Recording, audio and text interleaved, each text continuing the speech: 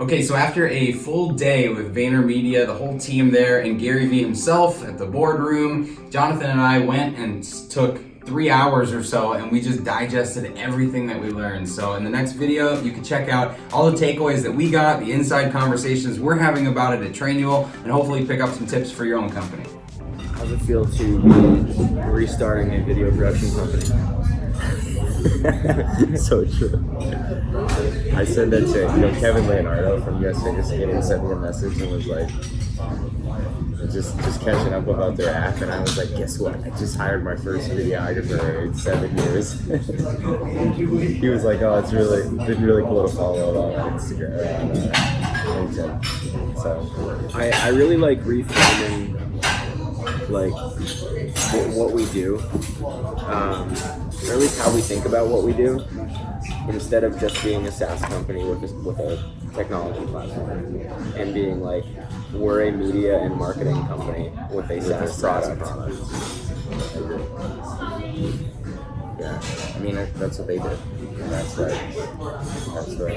that makes a lot of sense. So I guess for anyone watching, we're just kind of recapping a session that we did with Gary Vee and his team from yesterday. So we're just gonna go through our notes, talk about some takeaways. We thought we'd set up the camera in case it's valuable for anyone else. So, all right. So that first presentation. Starting from the top. So Matt, we talked a lot about Amazon being like the number 3. That was the first stuff I wrote down. So I thought maybe we could have like a product on Amazon, even if it's just swag. People seem to like our swag. Yeah, like maybe we list some stuff on Amazon so that we come up on Amazon searches, or when somebody Googles Trainual, Amazon comes up in the mix. I don't know if that have any kind of relevance once there's ads, but yeah, the two things that I starred that I feel like I've thought about, and this isn't the first time I've wrote them down, but it's something we need to really act on, is the story of building Trainual. Like, we need to, I know we are recording and sharing, but like we need to be doing more of the kind of in-office candid stuff of like our Q3 planning session. That should have all been filmed. Totally. We need to be filming the decisions we're making, the conversations we're having to actually grow this business. Because whether it's put out timely and now, or a year from now, that needs to be captured. And then also the like YouTube pre-roll videos retargeting based on people's Google search intent. Oh yeah, that was awesome. I've heard about that and haven't been able to like figure out how to do it yet. But yeah, that's something that we need to do. Like if somebody's searching employee handbook, like how to create a training manual, how to make onboarding easy, like we need to be showing up in their YouTube pre-roll the next day.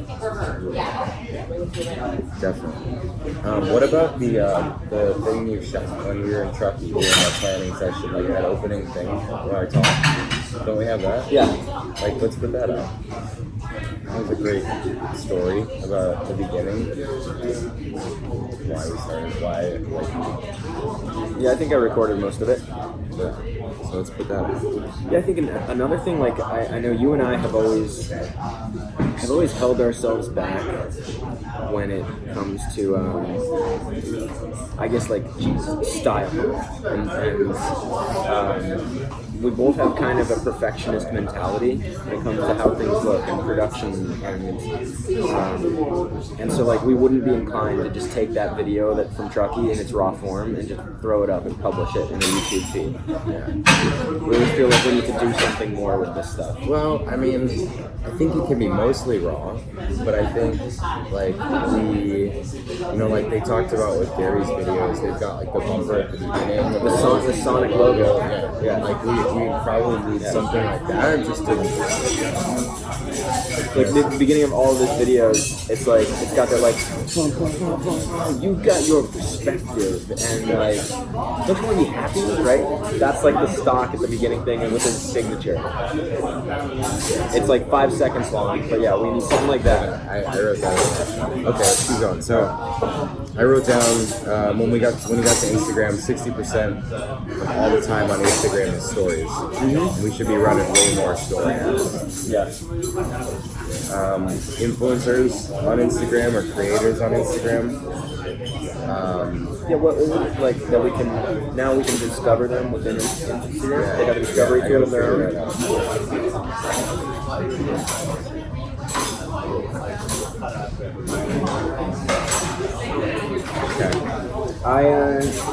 Putting IGTV videos on YouTube, like you downloaded them all, right? Not that you've done in the last month, but yeah, I mean, or 2 months before Britain started. With those all on. We have like 80 something videos sitting on a drive, and they've all been transcribed. I had them all transcribed.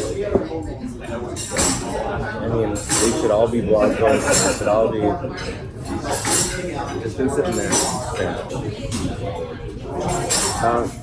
A stat that really stuck out to me was 50% of listeners who have heard an ad on a podcast by within a month of hearing it. That purchase intent with podcast sponsorships is huge.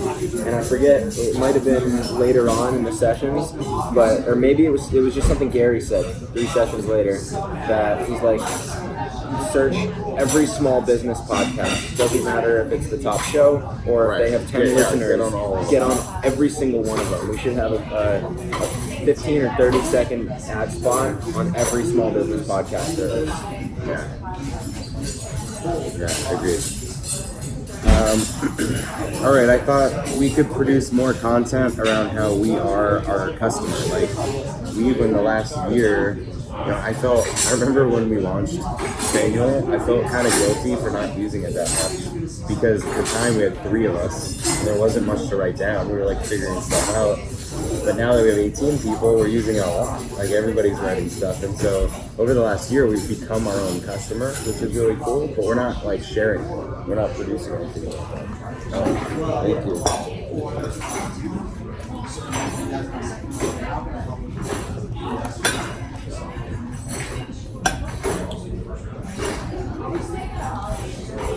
Thanks a lot. To be continued. Okay. So we left off at IGTV going on YouTube. How was your breakfast? Oh, breakfast is delightful. Thanks. YouTube having the cheapest cost per 1,000 impressions. I think like we haven't done anything. There's so much opportunity. I know. So like you said, connecting it with AdWords for people that are searching, see our stuff. I think that's just like anyone in our space that's dominating AdWords probably isn't producing video content because they don't have the compelling imagery and the brand. And so we could dominate YouTube.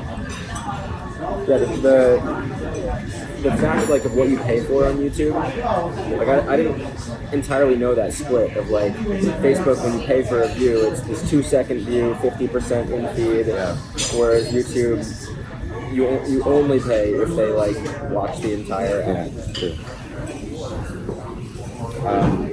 Voice skills, I think this is massive. Are we on emerging tech now? No. I was writing down this idea before emerging tech. But voice skills, to be able to search Alexa and Google, needs to be like something we do in the next 3 to 6 months. And I want to really prioritize that because that would be a huge PR opportunity. Like control your training from your Google and like guess a Google assistant might train you for your next job. Like those types of headlines would be huge. When I started really getting into Gary's content like a year ago, I feel like I brought that up, but to you or I know it's I was just like voice, like we need to go voice. So easy. Yeah, and it's just something we haven't done. Yeah. It's crazy. All right, Pinterest. We should be showing ads anytime someone is planning a vacation or planning for a baby because they might have a maternity thing coming up. And we should have ads around like, don't let the office break while you're away, sort of that messaging. because I love what they said, that it's like a discovery platform that signals intent. And so if people are trying to cobble together their perfect vacation or their perfect nursery, we should be showing them like here's what's in the back of your head is you're not ready to leave your job. Well, even like if they're planning out like office decor, it could be that they're moving into a bigger office. or new office, right? If they're planning out like their dream perfect office, then they're probably expanding or like hiring or starting a business. Totally. I think there's like a ton we can do there. So that was kind of a this was a weird thing, but like when I was out of the office 2 weeks ago or last month, I had this like out of the office message that said something about like, you know, everything is documented, and so I'm out of the office and like here's a list to document everything, your business, and like 3 people wrote me back and said like awesome out of office, like very clever. And I thought it'd be cool if we could make an out of office generator that's like based on people's responsibilities and roles in the company. From within their Gmail account, they could produce an out of office message. Could be like further down. That seems a little more of a heavy lift. I know, but I'm just saying this could be further away. Yeah, but it was just like an idea. All right, podcast ads we talked about already. Reddit for audience insights. So hold on, back to like in the interim, before that's a fully functional like possible feature to go to product hunt with. Do a template? Just a template, but like a blog post that's just a roundup of like the most creative out of office replies. Oh yeah, and just crowdsource that. Like ask on LinkedIn, like what's the most creative or the most funny or whatever. That's awesome. Out of office reply. All right, we're recording it. I'm like looking for my phone. I'll take out my phone after this when we're walking, and I'll post that on LinkedIn. Can you write that down? Just the out of office.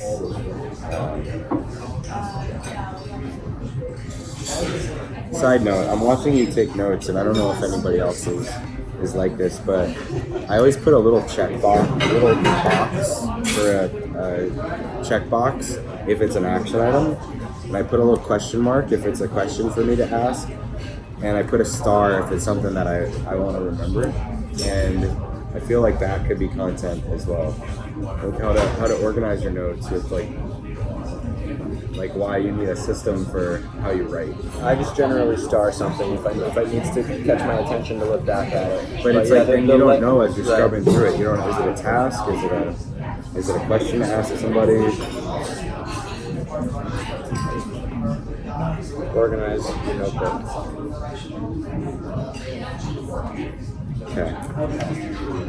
All right. So then emerging tech. All right. I got so excited about this. So the Google Voice stuff again.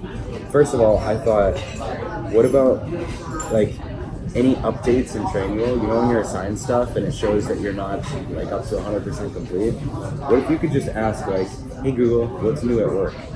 And it would like read you all the updates and mark things off as completed that you've like listened to them. If you like enable that from inside your account. If it wasn't totally complete. Yeah. And it's like something in product marketing has been updated. Would you like to start now? Yeah. And you're like, okay, and then it just narrates, and then it says, mark is complete. Right. That would be like such a cool way to voice navigate your Trainual account. Yeah. And then like you mentioned this idea later, but I wrote it down, was if you want to like create a process or edit a process, like that should be a prompt. Documentation, narration. Yeah, and then creating Alexa skills or Google templates or blueprints or whatever for answering simple FAQs, like even like what is an SOP? What is a standard operating procedure? We should own that answer, you know, or you know, how do I whatever, like a thing at business should be a template that we provide and serve up as a voice skill so that we win those searches, you know. Like, how do I add a user to HubSpot? Like, according to Trainual, the online training manual, adding a user to HubSpot starts with blah, blah, blah, you know? Yeah. Like, we should own all those things. I think it's interesting also, like, not just owning that kind of content from an SEO standpoint within Voice, but before we get to the point where you can actually, like, add a process or create a subject and like, narrate things, we could be rolling out content we already have that's like, you know, you would normally think about as a blog post, but if we build like skills around it and it's just like, hey Alexa, open Trainual, and then they open Trainual, and then you're like, we tell people in a podcast like, hey, download our Alexa skill to hear the manual manifesto, right? And it's just like you deliver the 12-step manual manifesto via an Alexa skill. That's a great idea. Yeah. You got that one down? Or like just, you know, tips on small business automation, or the how to document your business, the 5 ways to start. Like just taking some of this, like how we would think about blog content and building it into a narrated Alexa skill. That's awesome. I love it.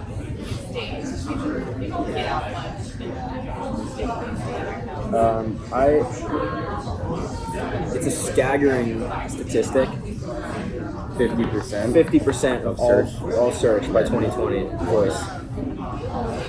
Okay, the next thing I wrote down is, voice is huge. Next thing I wrote down, we got so much traction out of the could someone else run your business? One ad, one story, one message. Like, how do we blow that up? Because everyone's seen that ad, but how do we if that phrase works, how do we maximize that phrase? Like, why don't we put that on our airport things? Like, you know, I know it's played out as the single ad on Instagram stories, but like, it's worked so well for us. So why not put that on the airport banners? Why not put that on the YouTube pre-roll commercials? Why not make other ads of us walking around saying, like, asking someone else, could someone else run your business? And then be like, definitely not, you know? And then we go into, you know, like, there's other creative ways to approach that question, but it's such a good hook. Yeah, it's true. I mean, looking at some of the ads that have worked the most, it's like that. It's save 15% on your It's, like 15 minutes, save 15% on your right. And they card. just go at it with like every creative angle. But it's like when we ran the meme about like when new hire asks you the same thing over and over and over, stop repeating yourself. Yeah, and like that resonated with so many people. Right. So like, how do we take those messages that have worked and then just blow up the creative and create 50 more assets around the same message to see what other creative works? I think we keep going around in circles with creative because we're trying to come up with a new way to say something. But like, the way we're saying it works. It's just like the people don't want to see the same ad again.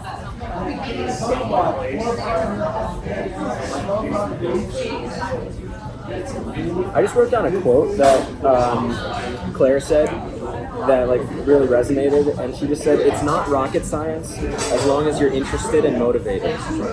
And I just loved that. And it's like, yeah, nothing is like that complicated. It's not rocket science as long as you're interested and motivated. If you have an interest in something and you like are motivated to get it done, you will figure that shit out. Yeah, I liked that a lot. I like that too. That should be a title on our Instagram. Like, that'd be easy. Yeah. That could also be. I would use that in presentations and stuff. That's a good quote. Okay, next, another random idea, but I was thinking in the vein of like, how do we help make small business easier, help small businesses like more broadly than just documentation. And I love those apps that are like soundscapes for work. Like, if we're quiet for a second, you hear that like ambient sound? Like, hearing that in headphones when you're in an office just trying to get work done is helps you be more productive. The coffee shop soundtrack. Yeah, and I think we could partner with one of the companies that does those as like a brand partnership to roll it out to and it would just be like a fun another way, because I used to recommend those things in my tips, my emails, and so many people hadn't heard of those sites and like would write and say, oh, that's really cool. So we should partner with one of them and take some of the like brand equity we can build from just delivering another cool thing. Like, you know, we've got this, like, or maybe we can sponsor one of those things, because they're all these like open source or you know, probably making no money to us, but maybe we can like put our brand on them for a year and us market it. None of them are marketing. How do we do it with Starbucks? That's a cool idea. Maybe we could have Amber pursue that. Just show them like there's these tools. All we need to do is record 10 coffee shop sounds. Like we're brought to you by Trainual from Starbucks. And it goes along with like, you know, flexible work life when you need to go to a coffee shop to get things done. Trainual and Starbucks. Yeah. And if we say like install this and Trainual will give you $5 to Starbucks. And it's like a win-win for them. Yeah. So I mean, we could top tier Starbucks. We could look at Cafe Nero, like any of these places that are trying to curate a space, like a chain that is trying to curate a space for like co-working. Yeah. Yeah.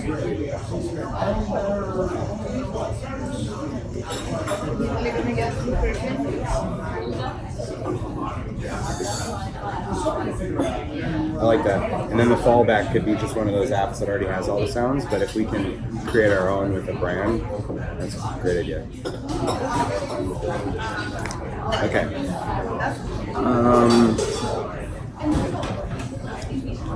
So then I wrote down again the Alexa thing, templates on just how-tos for a lot of different stuff. Jovo, system they recommended for creating on audio platforms. So the Jovo was just basically like if we created an Alexa skill, Jovo syncs that to Hey Google. Yeah. Doing that Trainual open and closing to every video, like the animated little bumper thing. This was an interesting product idea. I thought if someone cancels because they don't have enough time or bandwidth or whatever, we should automatically generate a coupon for some value that if they restart in the next 90 days, like it's a coupon that expires in 90 days, and be like, no sweat, we understand, like now's not the right time, here's, you know, $200 off if you restart within 90 days, otherwise this expires. That'd be good. Speaking of canceling, did you want to reach out to Jake and see what's up, or just leave that page? No, we should totally reach out. Find out what happened, because he was a big supporter, so I'm curious what he's doing now. I'll put on my list.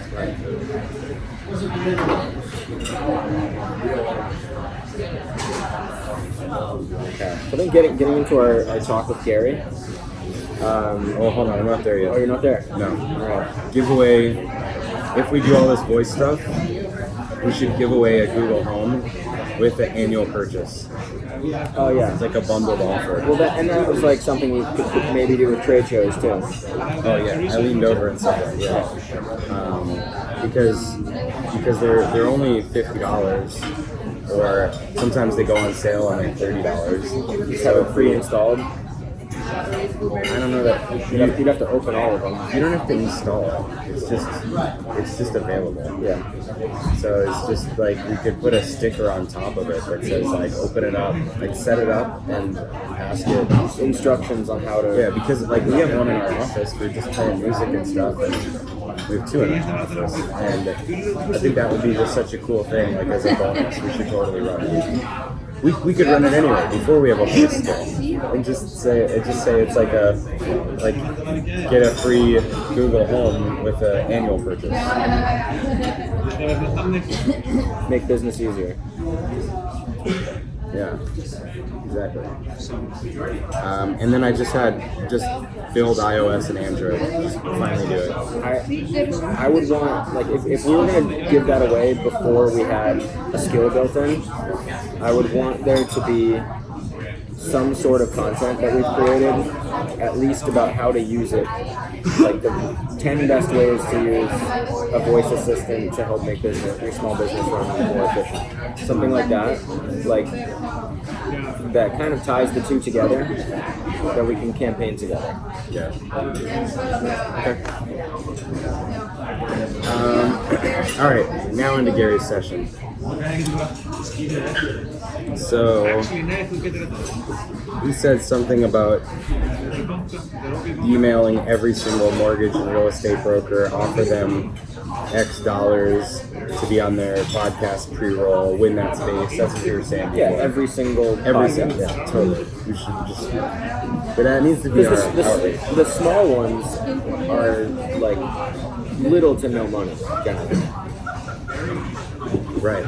I mean, some of them might just like to be that we're going to promote their podcast to our list, tens of thousands of people. Like that might be payment enough. All right. YouTube pre-roll videos targeted from searches again. I think just like talking with Garrett, like the what he brings to a conversation is like he kind of just. He gets you to answer your own questions by just like cutting through the BS, and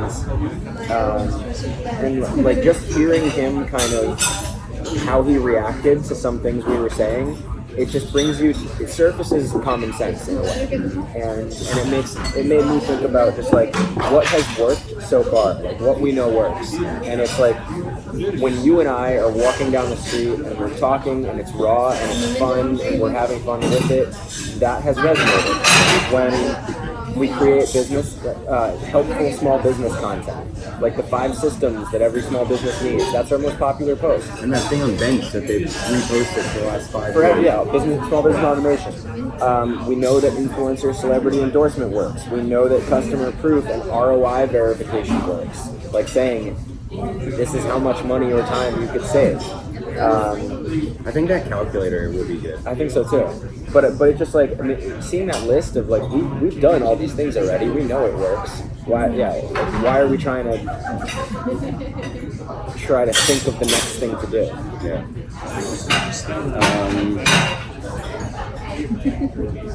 So I wrote down TikTok, creating content for kid entrepreneurs, like how to make different kid businesses, because that was stuff I did when I was a kid, and like we could easily shoot a bunch of videos with Nick about youth entrepreneurship and put it to a TikTok feed.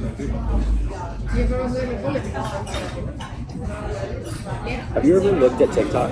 No. It's actually a pretty cool app. I'll have to check it out. But I liked what he was saying about like don't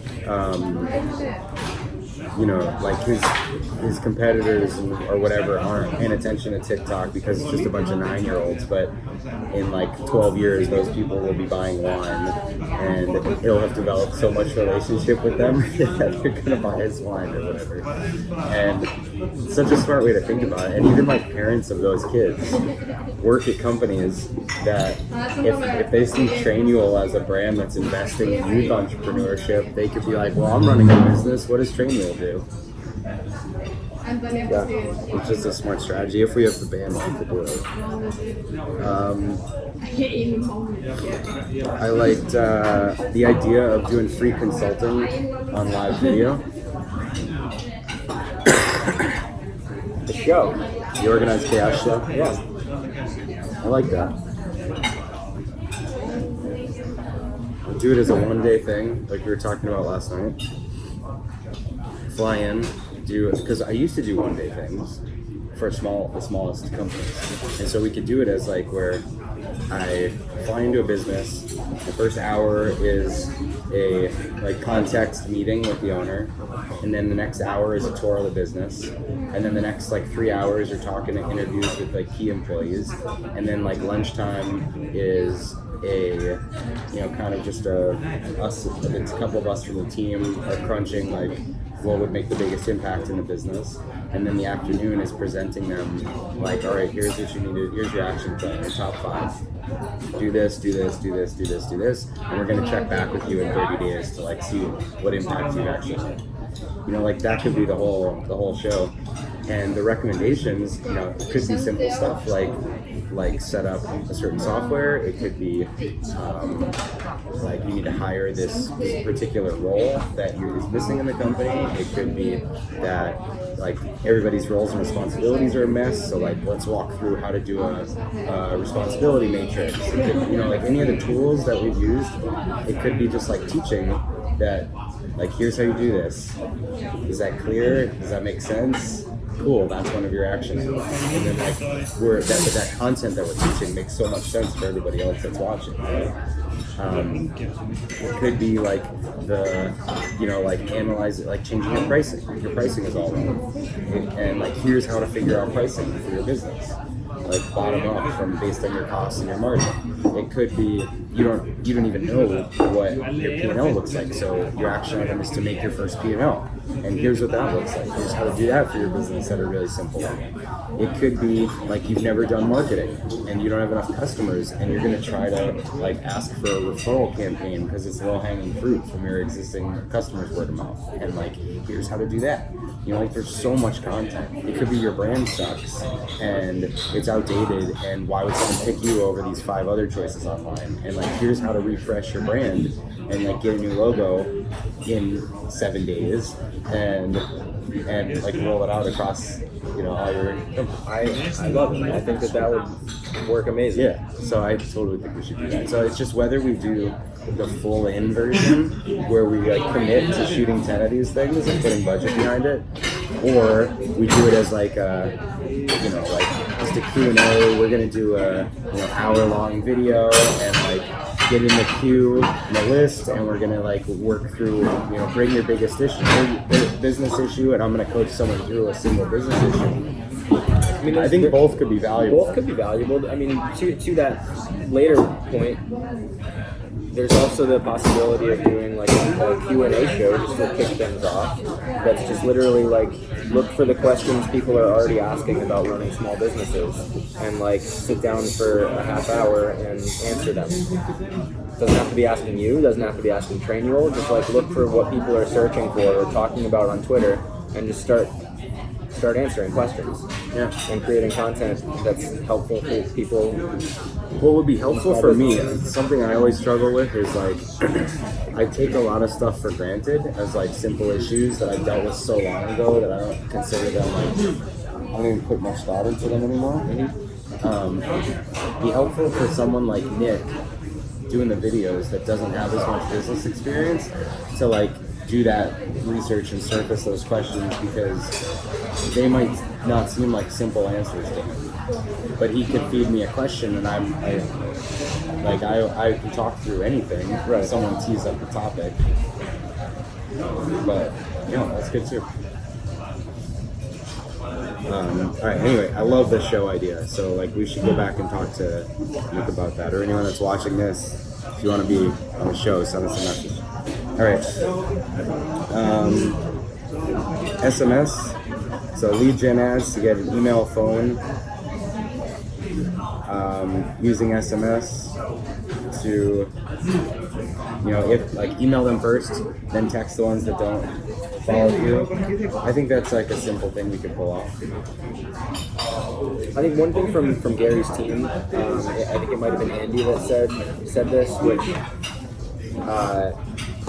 I have felt, but good to get their perspective, is that like there were those years where post automation was huge, and it's like, do you have Buffer or Hootsuite or Zapier connected to like when this happens, throw it up in all these different places to make it efficient to be on all channels, but them just saying like that does not work, and like you need to create context specific, channel specific content. Yeah. Totally. That it can't work. I liked the slide where they had like the same content, but it was shown on all the different mediums. Yeah. Like, here it's a meme, and here it's a vertical video, and here it's a long form video. The same thing, but different text, different treatments, different. Yeah. Yeah, definitely. So it's just a matter of like killing. It's when we talk so much about how to automate small business processes and make things easier, like how the content has to not be automated, and not be as easy. SlideShare on LinkedIn, like doing, like I have a decks that we could, and ink articles that we could just turn into anything that is an ink article that says 5 ways to, or 8 ways to, should just be a slide deck that we post to LinkedIn. Yeah. So your personal, so ink articles go to your personal LinkedIn. Yeah, SlideShare decks. Yeah. This concept of safety ROI, like worst case scenario ROI, I was thinking about as Gary was talking, because even like yesterday, we paid a ton of money to be there yesterday. And the way I justified that it was a good decision was, I was like, all right, worst case, we're gonna get a photo of us with Gary, or we're gonna get a video of him saying something cool that we can run into the videos, or we can get, or we're gonna get the shipment, the empathy wine thing. And like I made a case for myself that those things were worst case scenario, and that was worth the money. Yeah. Best case scenario, massive upside. You know, like all the things we were talking about the relationships we built, like a couple of potential customers out of the deal, the introductions we got, the podcast interview people we're getting, like everything else that came out of it was like upside, but like this safety ROI. And so how do we use that same concept for Trainual when someone's buying Trainual? It's like a guarantee, because you've got like built-in safety ROI that like worst case scenario, I'm getting X, you know? And the trick is we have to get people, they don't just buy it and then they get something. But how we have to get people, their content needs to be in it. We didn't just buy this session and we get something. We've got to do a lot of work to get value out of all this stuff. We had to show up. But we showed up and got photos. Yeah. And we showed up and got the empathy run. Yeah. We don't have to do any work for that. So like, how do we give someone that, like, do no work, still get value?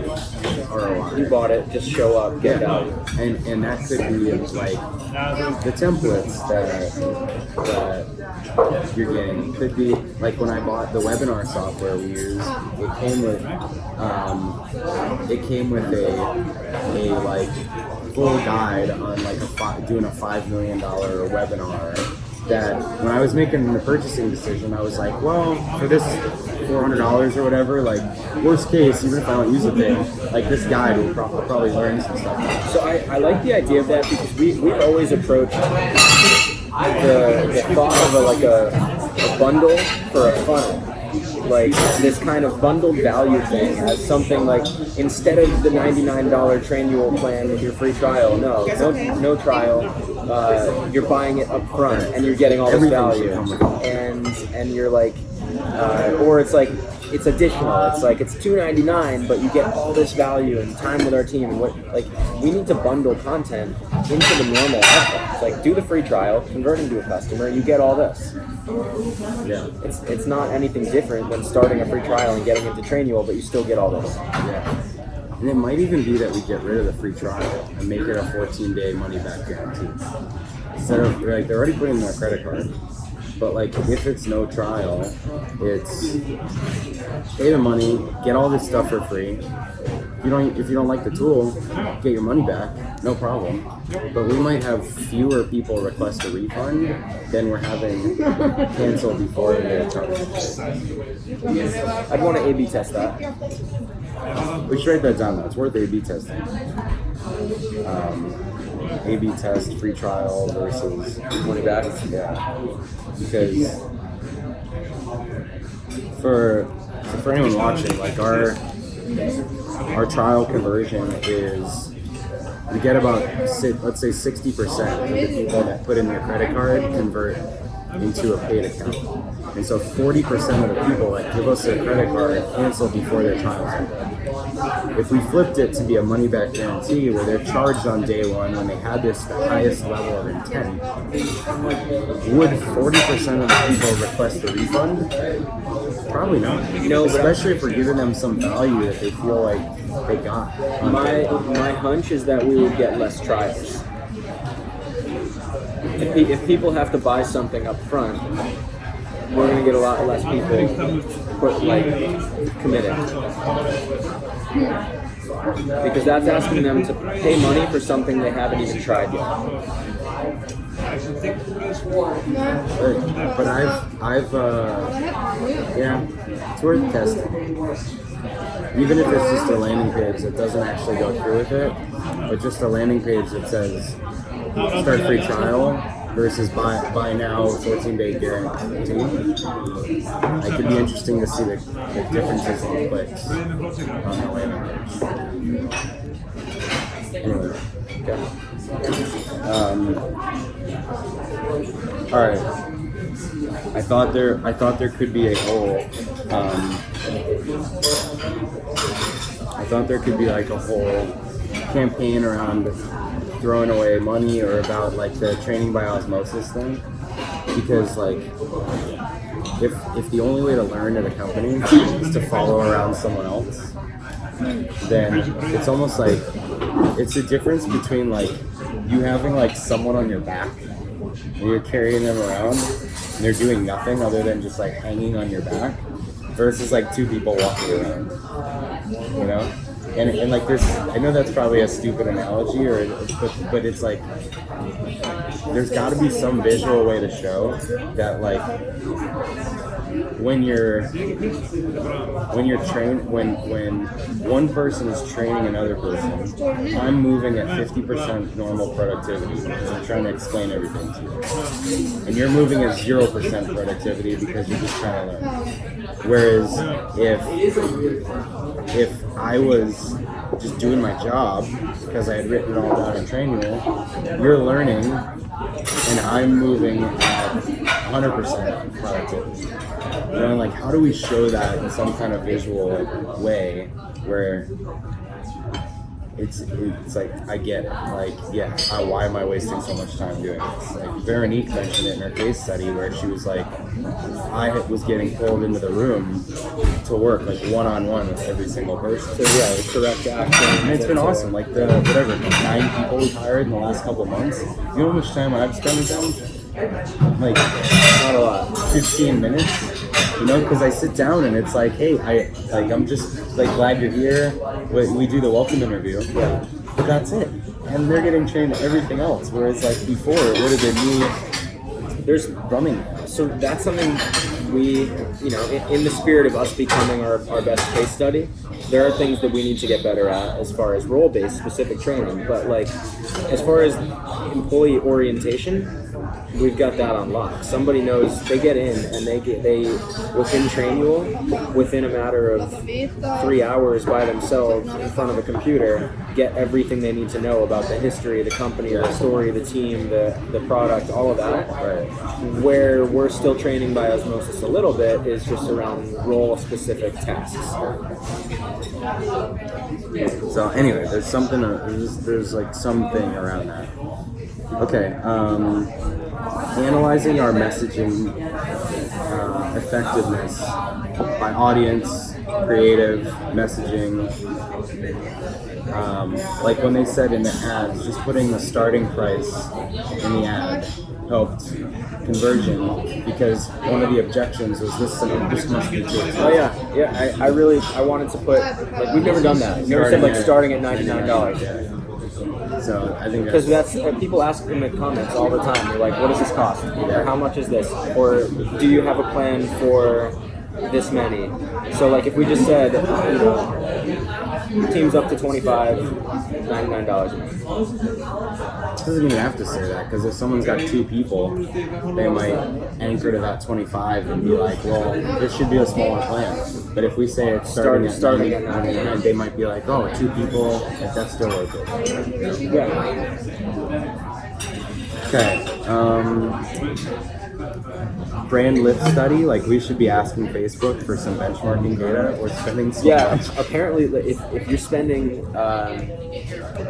what is it, 10 or 15,000 they said that they think in Facebook ads, that you can just ask them for a brand lift study and they will see like what are people in your space doing, what are they spending, and what are they getting as far as brand awareness, ad recall, intent, and positive lift stats that you can benchmark yourself against to see if you're running efficient ads. We gotta do that. Next thing I wrote down is an ad idea. And this is funny because it's like, remember Ross's jingle thing? Yeah. Training, it's training, it's manual, it's training. I just thought, how simple would an animated GIF be? That's just like training, manual, and then the logo. Like, and rotate. Like, that would be so simple.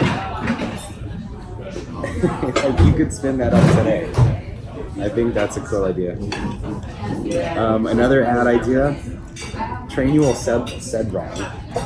Like, I like that they gave this example of like the Invisibobble. Invisibobble.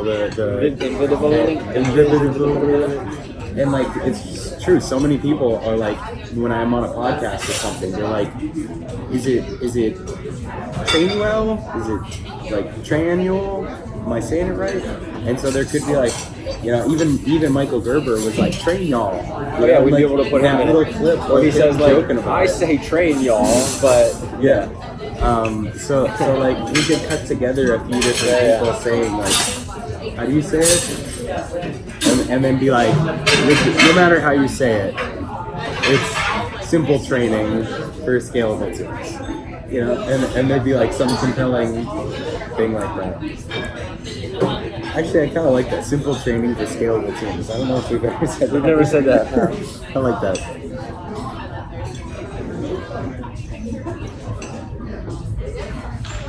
That's good.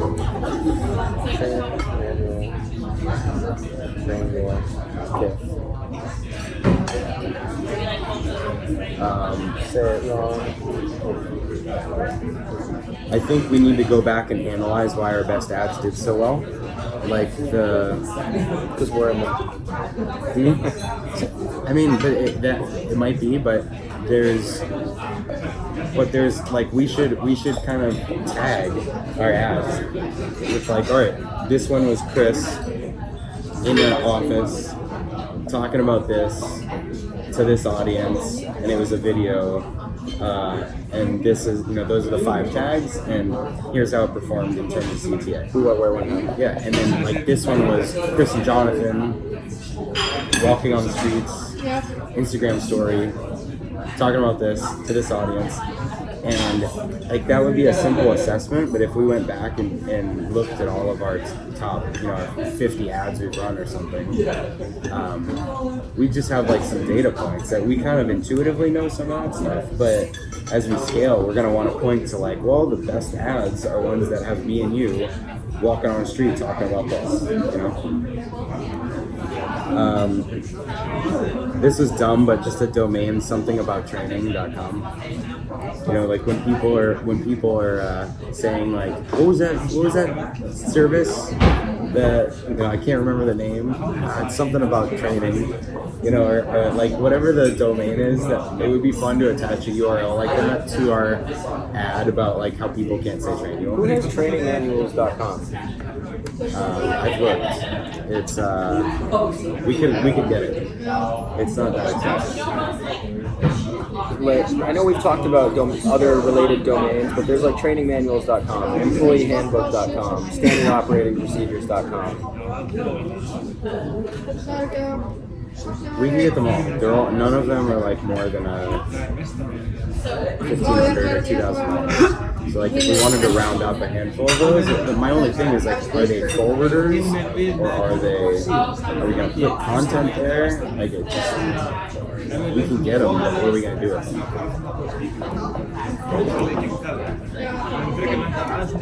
The easiest thing to do, like if we're trying to define the standard operating procedure, and if you just like standardoperatingprocedures.com, all it was like a definition. Oh, that's such a good idea. And then just like, for more, and then it just is a link out to Trainual. And it's just like top resources. Yeah. And it's just all the resources. Here's your templates. Here's like the best blog posts about creating standard operating. It's just a resource hub with a definition. Sponsored by Trainual or whatever. Yeah, just a few text things like how to make a training manual. What is a training manual? Why? Like when should I create a training manual? 5 examples of the best training manuals. Training manual templates. like that. So resource hubs, sponsored by Trainual. Yeah, I like that. So resource hub, microsites, sponsored by Trainual. Those could be great web properties too. And those are product line launch kind of things too. It's just free resources. It's like the travel stack, right? Or the marketing stack. It's that kind of stuff. Okay, adding subtitles to our story ads. That guy mentioned that. The process. What? The subtitles on our story ads. He's like, I saw your ad, but my audio is off. Like there were no subtitles. That's tricky though, because It takes away the organic feel. Yeah, it takes away the organic feel and the like Facebook and Instagram. If I upload a video to Facebook that already has subtitles in it, No, you use their generator. well, but You can't do that. I don't know about on a story ad. But then it makes it feel like less like an in-story kind of thing. But what we could do is like the little icon that just says sound on that people put in their stories. That's true. Yeah, that's true. You should do that. I'm intrigued by, maybe it's not this quarter, but maybe before the end of the year or maybe Q1 next year, actually investing to do like our Dollar Shave Club video. Or we walk through an office and be like, this guy just started and he's like got tons of crap on his desk and Well, yeah, I mean, it doesn't have to be like the exact replica of how they do it, but more or less like just thinking about what is that video for us? Like real, just funny, viral, like hits the pain points in a highly polished, like what's our Dollar Shave Club video? I'm doing it. Because with like all of our, we can do all the like raw story ads and everything, and we should, but I also am super intrigued by that. viral. I agree. All right. So this one thing, a tip for anybody hiring that we got is like search, General Assembly, right? Like you can like see who has taken like the Facebook ads course in General Assembly or the digital marketing course in General Assembly, and like because you're not getting many people out of traditional colleges that are have a degree in such sub-specific things that you might be hiring for, but General Assembly and the like have courses specifically for that. So going to those courses and seeing who has reviewed the course and then reaching out to them, knowing that they've taken it. I think that's smart. All right, so influencer kind of stuff. I just thought, all right, like Did we skip over heart and culture? no, I'm not there yet. This came up in one of the earlier things, but so like on LinkedIn, for instance, I've got almost 3,000 connections, and I think there's a lot of LinkedIn only shows if you've got 500 plus. But 500 business connections is like a lot of connections. Not everybody has 500. And if we just did like a search for people with certain titles, like director of operations or founder or a co-founder or a CEO or president or any of those like top roles, we could reach out to those people with a very targeted, very targeted like influencer strategy to say like, hey, we're looking for people like you that are in the trenches doing this kind of work. We've built a tool to help businesses, whether or not it's a fit for your company. Like, we'd love to have you as an influencer to like post about us on LinkedIn or Facebook or Instagram, and like we'll pay you to put out a post. And I think we could come up with something that's like a like small thing, like we'll pay $100 or $250 Amazon cards or something like that. And maybe we send them some Trainual swag, and we, or maybe we even give them like a year free account that they can gift to someone.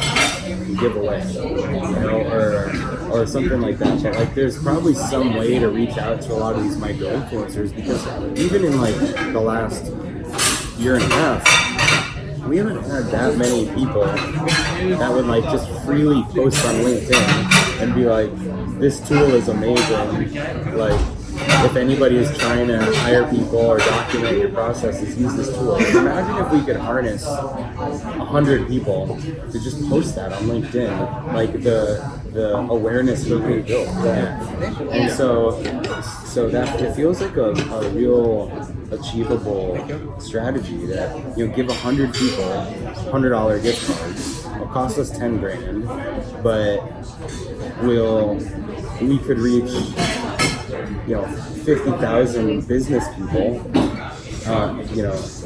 or more, like if the average post gets seen by 500 people.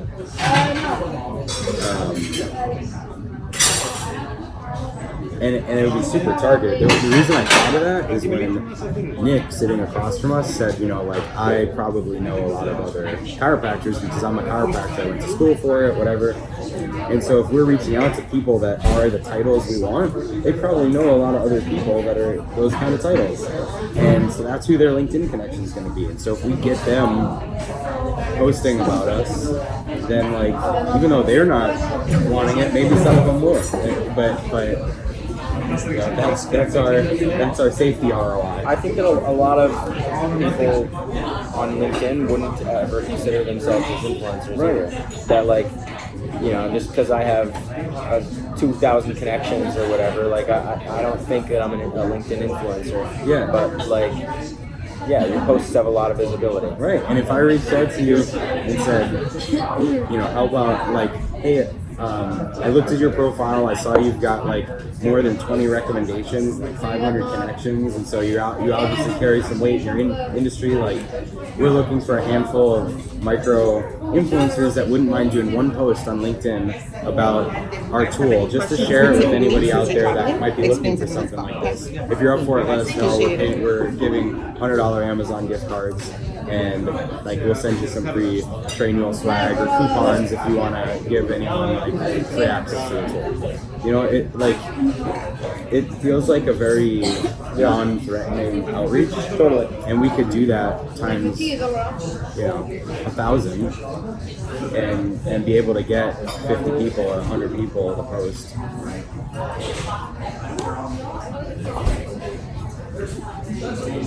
All right, let's grab the check and move to another spot.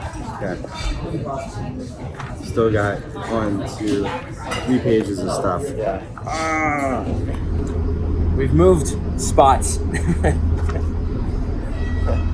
Hotel rooftop. Yeah, hold on. Pretty cool. Check it out. Empire State Building up there. Chrysler Building is in the way back there. Which one? This one? Yeah. Chrysler. And over this way, you can see the giant Millennium Tower back there. What a view. This is the, what is it, the Hyatt Herald? Hey, is this the Hyatt Herald? Hyatt Herald Square. Hyatt Herald Square? Yeah. Roof bar? Pretty cool. Yeah. All right. So we left, I think we were getting into, at least in my book, we were going to talk through heart and culture. I'm not there yet. Where are you? Actually, I'm almost there. Yeah, so we ended. We were in media buying with Ryan. Yeah, I had a different note about you had something earlier about hiring people that had taken those kind of courses. Yeah. Maybe this was a different point in the day, but I liked how they said find somebody that's analytical, that has a hobby of doing photography or music, that is just like a math, accounting mind, finance. It could be straight out of school, a couple years of experience, because you're doing all our paid ads right now. But as we find somebody that's gonna like work with you in that, it was just good suggestions. Yeah, that was around, somebody asked like how to hire a media analyst. Yeah. That's like their entry level position. I did like what they said about how like that position is a combination of art and science, and how like thinking, I mean personally, like I have like both sides of like left and right brain in terms of like analytical thinking and creative thinking. Yeah. And how they said like you want to find somebody who was good at math and like knows all the systems, but like also plays an instrument. Yeah. Right? Yeah, no, it was cool, so I wrote that down. Create profiles on who is visiting what on our page. So this came from like, we're not doing a great job right now of tagging or pixeling people based on like the different content they look at. Yeah. And I think we could, look at our blog posts or something, and I'm sure some of them are tailored towards different personas, maybe like the categories on our blog post we could use. And that way, like if somebody is visiting those category posts, they get put in a different audience on Facebook. It's the creative that might appeal to a lookalike of that audience might be more of like an HR manager, whereas like an entrepreneur might be more interested in like other content on our blog, and so we should be showing them other ads on Facebook. Like I think we can do a better job with that, and we might even be able to like separate our lookalike audiences in the app based on people that are billing admins versus people that are creating a lot of the content, because the people that are creating a lot of the content might not be the ones making the purchasing decision. Yeah. And so we should probably have separate audiences of like the accounts that do the best, but we want the lookalike based on the person that signed up and went through the onboarding flow. Yeah, you talk about, and you bring this up when we talk to multiple people, how like we pixel our power users and minus the cancel. We don't. What do you mean? We don't do that. We created those pixels a while back. We tested that. It didn't work as well. Really? Yeah, just the simple. I didn't know we changed it. Just the simple new user lookalike is what gets us the best results. Really? I've tried both. We can try it again. It's been a little while. We can see if it optimizes more. But like to subtract like power minus cancel lookalikes. Maybe not minus the cancel, but I feel like a power user would be a better audience than just anyone that signed up. Because the problem we saw is that when we were getting more cancellation, and also our cancellations have increased a little recently.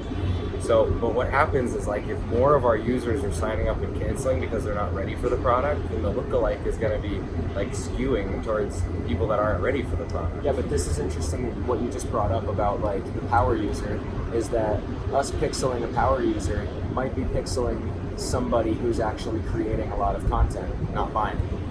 So I think it's different. It's different messaging. No, I know, but I'm saying like it's simple. the simple lookalike audience, that's pixeling who buys and who sees that page. The power user who's doing all those actions, that's not the buyer. So we should filter the people that buy on the power accounts somehow. Yeah.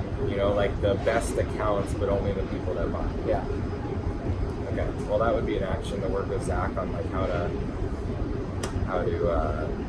separate those users. Billing admins on our most active accounts.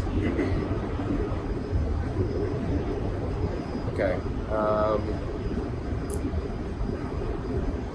We talked about this. I just wrote it down, but on walking to dinner the first night, we talked about calling our like top customers from the last 9 months and just having hour-long conversations or whatever with them. So I just put it on my list. Somebody made the comment of seeing our ad and saying like, what is the video after us walking? Like, how do we have like, yeah, and we don't really have that. So we need a sequence of like more story ads. So I wrote that down. We need to be doing LinkedIn ads. I think it's just like, we need to allocate budget to that because they're right. Like it's so targeted. And I know we haven't figured it out yet, but we need to like figure it out. We need to try it and not just give up on it. It's just more expensive. But So we've got budget now to do it. When and we're looking at budget and we're saying we could spend it here and get this, or we could spend it here and get this for this much more. Yeah, I know. It's hard to say that. But part of what they were saying is like that allocate this much to what's working and this much to new stuff. To brand awareness, yeah. 70-30. Yeah, but to conversion versus brand awareness. But I think that we need to have a better organic LinkedIn play using, reposting your ink posts as slide decks, as we talked about, and like having one long form article per week that you're posting, or like repost your IG stories to LinkedIn. Like activate a more organic LinkedIn strategy, probably as step one, and step two is maybe doing some like basic brand marketing. Yeah. Claude was awesome, so reaching out to her, she's like their chief heart officer, is that what it was? Yeah. I thought it was cool that they changed HR to human people and experience. Yeah, I really like that. Yeah. Because it's so true. It's like we're just people having experiences, and that's what HR is. And it actually Because HR does have a bad like connotation. Yeah, it's like compliance and like rules and red tape. But hearing her talk about her job, it was like that's what I was doing when I was consulting. So much of what I was doing was talking to people and understanding their personal concerns and ideas and problems in the business, and then relaying those messages to like, hey, you've got 4 people doing this, or hey, this person doesn't want to do this anymore and you could be using them over here, or hey, like this person is wasting a ton of time and like wish they weren't doing that task and we should automate it. And like I framed it as operations, but really it was a lot of HR. It was a lot of people stuff. And it's funny that now with Trainual, that's what we're doing, is like we're framing it as an operations tool, but really it's a people tool. It's a tool to up-level your people. It's just harder to sell a people tool because there's less of that tangible ROI. And so like it all ties together, because the way that I was selling consulting sessions was like, I'm gonna make you more efficient and optimize what you're doing and make you more productive and give you more capacity. And like I was talking about all that. I wasn't saying like I'm gonna talk to all of your people and empower them and whatever, because people wouldn't buy that, right? But they were buying then you sound like you're trying to be a coach. Yeah, they were buying the consulting based on like, well, that makes sense. Like more efficient means saving money. Yeah. It's so easy to sell that. And so like that thread needs to go into Trainual's marketing, because as a training tool, we get lumped into the HR soft cost thing, but we're really like, it's an operations play that we're going to make you more productive, more efficient, save money, reduce costs, increase profits. All that is like, that's why it's an operations tool. That's why they're gonna buy it, even though what we're doing is like more of a people thing, training. So anyway, I thought that was kind of an epiphany when she was talking. Yeah, I think she'd be great on the podcast for sure. Podcast. Let's see. Okay, then we moved into talent. Do you have anything else on heart stuff? No. I mean, right. I just I'd liked her perspective on a lot of things, but like no major action items. It was just reframing perspective, I guess. Yeah. I liked how Lindsay said perfection is poison. Yeah, I wrote that too. When it comes to personal brand, don't overthink it. That's why we're not going to overthink this. We're just going to post this. We're just going to post it. Long form, yeah. Just again, like doing these kind of consulting sessions, I think is great long form content. I like that they said just focus on how you make people feel. Mm-hmm. Like instead of trying to like figure out some big overarching strategy for a personal brand, it's just like, what's authentically you and how do you make people feel, and capture that as genuinely as you can. Yeah. But yeah, I mean, pillar content being like the interviews, the keynote, Q&A show, to then take deliver the micro moments for repurpose, being the articles, the memes, the quotes, the images, the GIFs, the stories, and then from that to distribute across all social platforms and owned platforms like the blog. Yeah. Good tip using, of course, Google, but also Quora to search and figure out insights around what people are asking, to find the questions that you should be answering on a Q&A show or that you should be answering on your blog. I wrote down Tagger as like a tool for identifying influencers, but I looked at their website and they don't list pricing. It just says schedule a demo, and that always pisses me off. I'm like, that means I have to go 5 emails to someone and a demo call, and then they're probably going to want to charge like a $2,000 setup fee and $600 a month to like find influencers, and I just kind of want to do it once, and like as a campaign. Yeah. So I don't know if it's the right tool, but I wrote it down.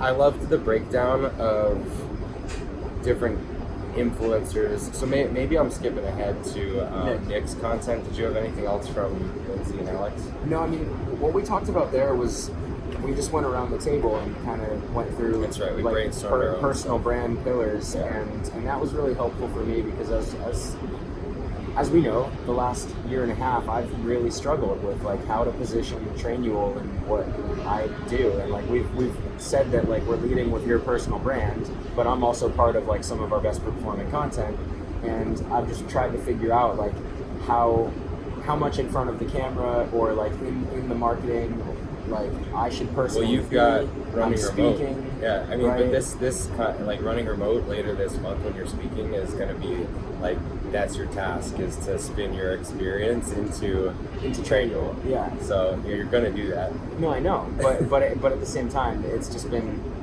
a struggle for me to. But like that's what I said I love about like Gary's personal brand is that he came out of wine. He has the agency. He's doing shoes.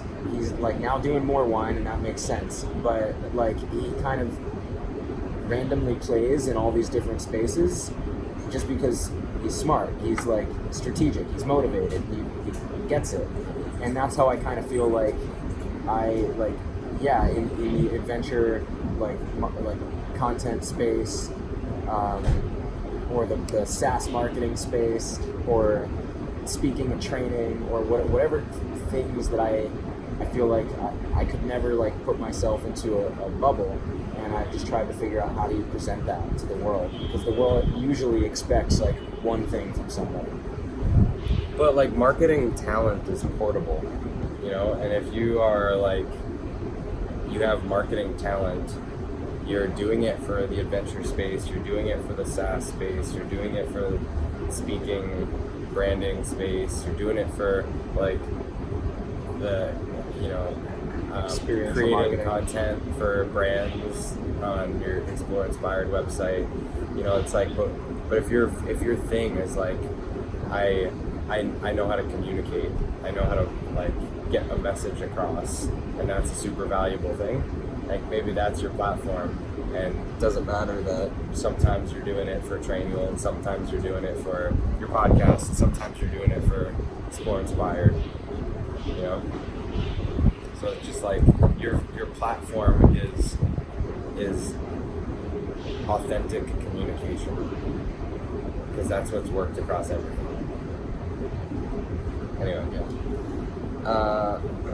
Okay, so getting into Nick's thing, I like that they broke down influencers as micro, rising, and macro. So micro being like 1 to 10,000 followers, rising be 50,000 to 100,000, and macro being 500,000 to $1 million. And really, the place to invest is in micro and rising talent.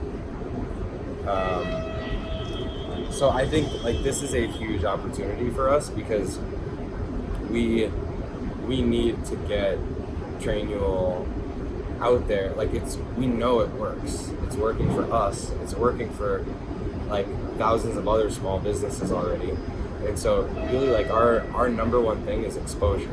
Like how do we show that it works and get it in front of as many eyeballs as possible? That's like what we've been trying to do for the last year.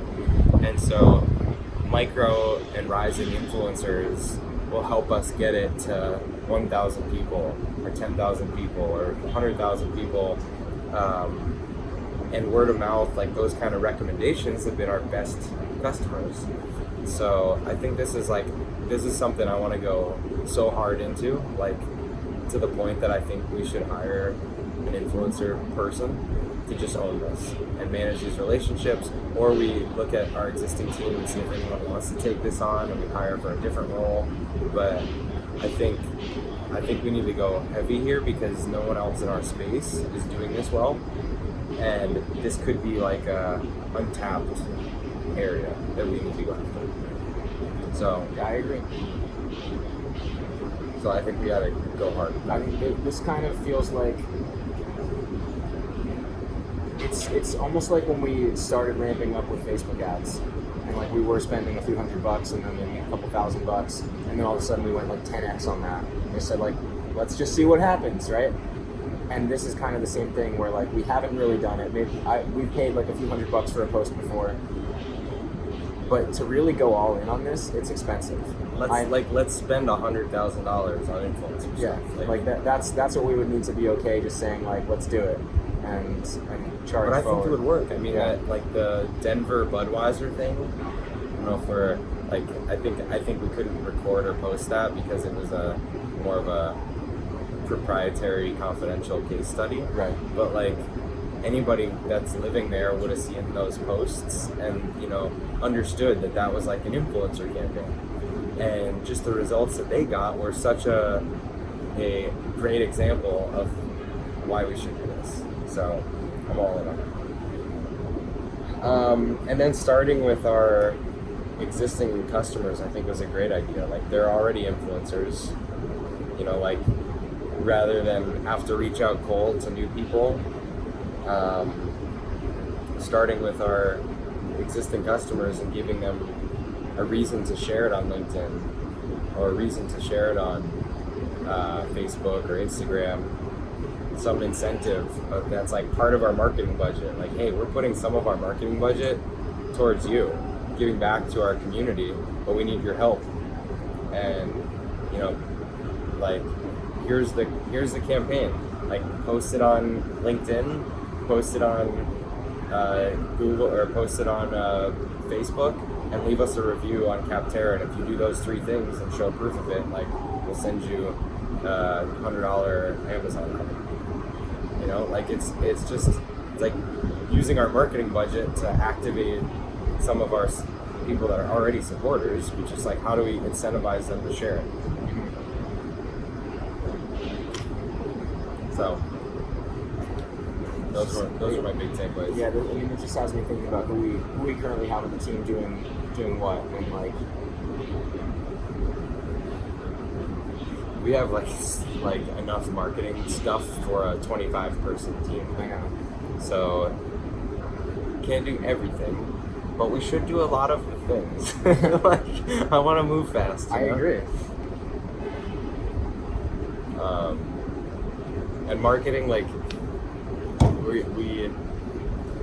we'll have to see what we get from our events. Like the event sponsorships is a brand new thing, and podcast sponsorships is a brand new thing. Like it would be great to see some ROI there, but I don't think it hurts to also do these other things because we don't know what's going to work. And so rather than putting all our eggs in the event basket, we need to like go to the store and get more eggs to put in like some other baskets. I don't want to divide up our eggs, but we need like just some more eggs. More eggs. On that note, I've got a call in 20 minutes. So anybody that's watching, I'm curious your comments. If you got any good takeaways from this, this was like a meeting that we just would have impromptu any day, whether it's on the phone, in the car, or in person if we're together. So hopefully it was good insights to like some of the things we've been talking through. And we go to so many of these things. Like 2 weeks ago we were in Toronto for SAS Academy, or maybe a few months ago we're like at a Warrior event, or like we go to these things, we take all like notebooks full of notes, and then we have these conversations and we go back to the teams and we figure out the strategies and we go forward, but we have never really documented any of these conversations, these decisions, these action items. And so this is just we wanted to kind of be more visible about like what we're doing to really grow our company, because I think that's helpful to anybody else that couldn't either afford or like get accepted or have the time or whatever to get here and have that kind of meeting that we did with Gary's team. So these are just the insights we got out of it, and hopefully through our experience it's helpful to you. enjoy. And if this ends up on YouTube, I think that's where we're putting it. There might be a subscribe button somewhere around. I don't know, but subscribe. Don't know how that works yet. So it could be here, could be here, could just be outside of the player. Do it.